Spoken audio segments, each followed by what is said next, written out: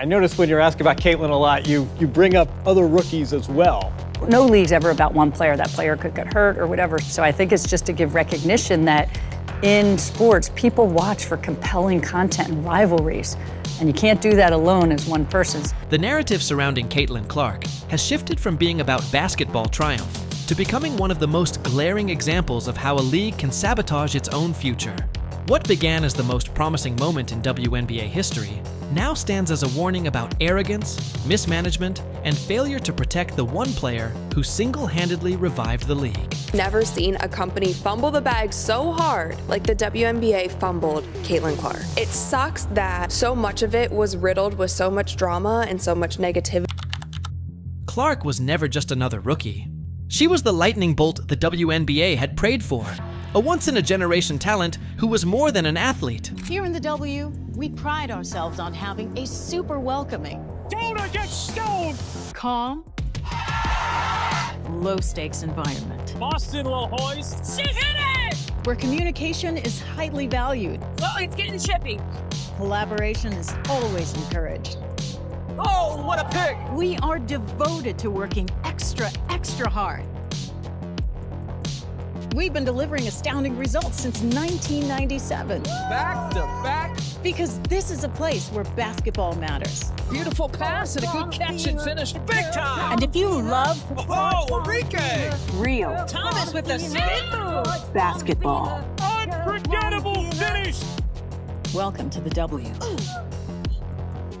She was a cultural phenomenon, a brand, and a ratings magnet who brought millions of new eyes to women's basketball. Every college game she played turned into a national event. By the time she entered the WNBA, she was already the face of the sport in America. But instead of embracing her as the crown jewel, the league mishandled her from day one. They try so long to get respect for women's basketball, and then they treat it like a junior high school girl's locker room. Junior high school girl antics on the court. Instead of playing the game, they gotta be drama because they're jealous. Instead of letting their skills speak for themselves, they gotta be drama because they're jealous. The WNBA fumbled its golden ticket. It should have been their breakthrough moment. Instead, it became malpractice on full display. From the very beginning, Clark's presence sparked an explosion. Indiana Fever tickets disappeared in hours, resale prices tripled, and arenas across the league filled with fans who had never attended a women's basketball game before. Merchandise sales soared, television ratings skyrocketed, and attendance records were shattered. All this happened because of a rookie whose influence transcended the sport. She accomplished in months what decades of slogans and marketing campaigns failed to achieve. The WNBA was finally relevant. But as Clark delivered the dream, the league responded with disrespect that would eventually cost them everything.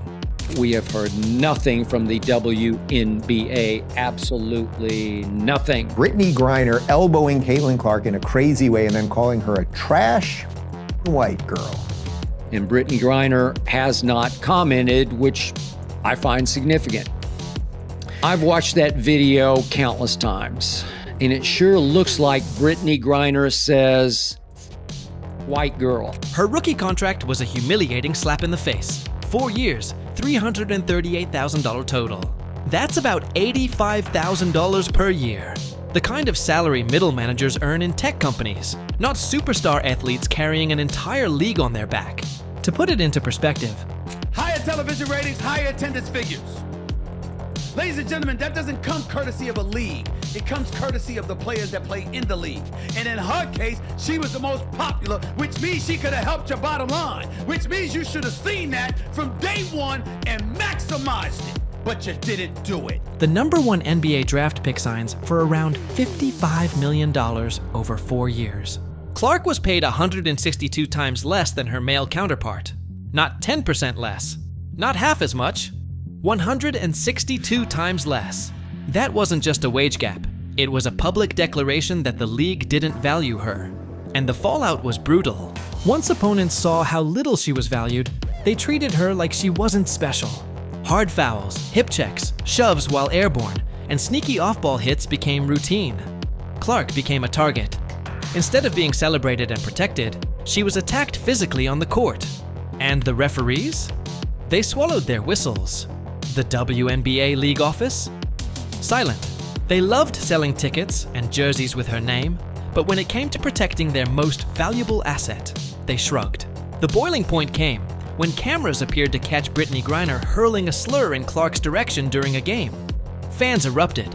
The clip went viral. Lip readers weighed in, and the outrage was deafening.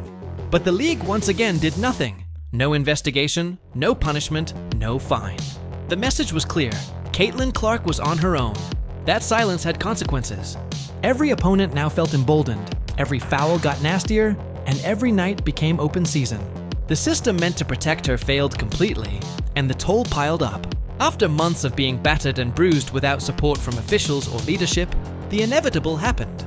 On September 5th, 2025, Caitlin Clark was ruled out for the season with a right groin injury. Media outlets tried to spin it as bad luck, but fans knew better. This wasn't random. It was the predictable result of negligence. The WNBA's refusal to protect its star had broken her down. This wasn't just a loss of a player, it was the loss of the league's future.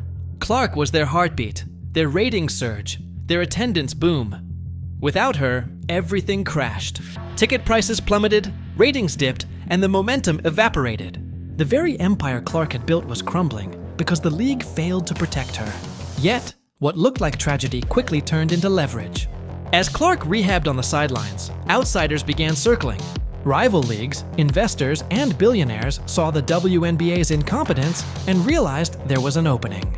They understood Clark's worth in ways the WNBA never did. While the league had trapped her in a cheap rookie contract, others were ready to offer her money, ownership stakes, and most importantly, respect. The first serious move came from Unrivaled, a new 3-on-3 league founded by Breanna Stewart and Nafisa Collier, with Gino Auriemma tied to its vision. They didn't see Clark as an expense to control, they saw her as the cornerstone. They offered her over $1 million per year, plus an equity stake in the league itself.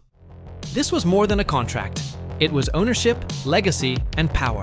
They weren't just paying her to play, they were inviting her to shape the future of women's basketball. The symbolism of Ice Cube's $15 million offer cannot be overstated. The WNBA had marketed Caitlin Clark as the face of its future, plastering her image everywhere while profiting from her impact, yet never gave her the financial respect or protection that came with being the cornerstone of a sport. Ice Cube didn't just hand her a paycheck. He validated her value in front of the entire sports world. He essentially shouted through a megaphone that the WNBA had no idea how to handle its most valuable player. The optics were devastating for the league. It wasn't simply about the $15 million versus $338,000. It was about the symbolism of who truly valued Clark. A rapper turned entrepreneur respected her market impact more than the very league that relied on her to survive. Overnight, the conversation changed. Clark no longer needed the WNBA, but the WNBA couldn't survive without her. And that's where the real revenge began. Clark's revenge wasn't about trash talk, interviews, or cryptic tweets. It was about leverage. Leverage built on millions of fans, rival leagues offering millions, and the undeniable truth that she was bigger than the institution that disrespected her. Once Ice Cube made his offer public, Caitlin Clark held something no WNBA player had ever held before: control. She now had the leverage to demand protection, real pay, and even influence over the direction of the sport.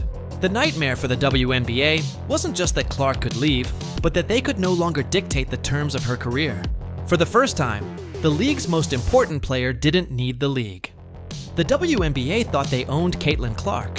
The truth was that Caitlin Clark owned the future of women's basketball. Every boardroom meeting, every sponsor pitch, every discussion about the league's growth now had one unavoidable shadow: $15 million for 10 weeks. That number haunted them. It hung over every conversation, exposing their failure. They couldn't hide it.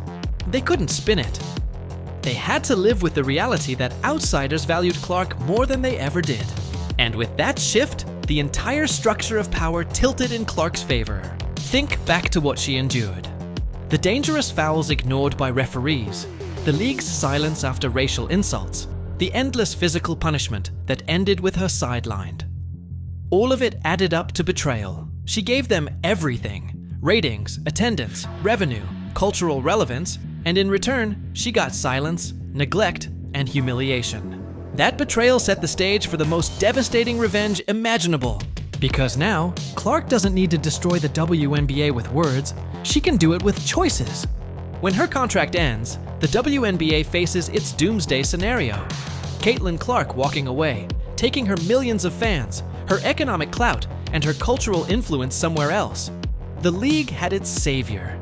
They had their golden goose. They had their chance at a renaissance. And they blew it. The insult of her rookie deal, the negligence from referees, the indifference to her health and safety, those choices may end up costing them their entire future. What Clark has now is rare: freedom. Freedom to choose unrivaled and shape the next generation of women's basketball as an owner. Freedom to take Ice Cube's $15 million payday and embarrass the WNBA on the global stage. Freedom to negotiate with any billionaire investor or rival league that recognizes her true worth. That freedom is her revenge. It's leverage no league can take away.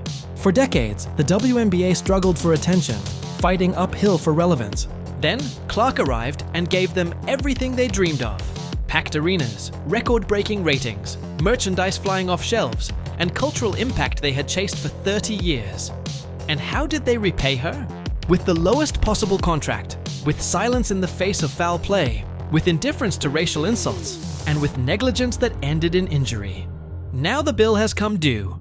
Caitlin Clark's injury may have taken her off the court, but it put her in the most powerful position she's ever held. The WNBA can't hide from the fact that they failed her, and rival leagues are proving they can succeed where the W failed. And here's the most haunting truth. Clark doesn't need the WNBA to cement her legacy. She has already done that. She is a cultural icon, a ratings machine, and the most influential athlete in women's basketball today. If she stays, it will be because the league finally respects her worth.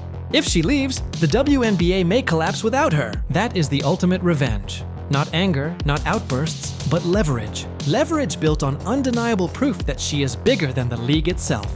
The WNBA thought Caitlin Clark was just a star to market. What they didn't realize was that she was the future of the sport. And now, the future is hers to decide. And everybody talking about other WNBA players not being appreciated. Nobody insulted them. Nobody dismissed their contribution. We were simply saying, despite the contributions for years and years and years, a lot of people didn't care. Fair or not, until Caitlin Clark came along.